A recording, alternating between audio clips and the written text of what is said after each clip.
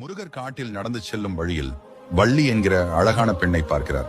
உடனே முருகனுக்கு வள்ளியின் மீது காதல் வந்தது.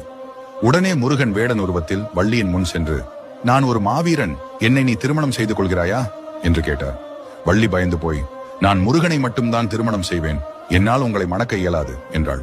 வேடன் உருவத்தில் இருந்த முருகன் மிகவும் பணிந்து தனது காதலை வெளிப்படுத்துகிறார். இந்த சமயத்தில் வள்ளியின் அண்ணன் அந்த இடத்திற்கு வருகிறார். முருகன் உடனே ஒரு மரமாக மாறுகின்றார். வள்ளியின் அண்ணன் அருகில் வந்து, நீ யாரிடமோ பேசிக் கொண்டிருந்தாய், அது யார் என கேட்டார். வள்ளி யாரும் இல்லை என கூறினான். வள்ளியின் அண்ணன், இந்த மரம் இந்த இடத்தில் இல்லையே, இது என்ன புதிதாக இருக்கிறது என கேட்டார். வள்ளி, எனக்கு ஒன்றும் தெரியவில்லை என்றாள். வள்ளியின் அண்ணன் உடனே கோடாரியை எடுத்து மரத்தை வெட்ட சென்றார். முருகனுக்கு என்ன செய்வதென்று தெரியவில்லை.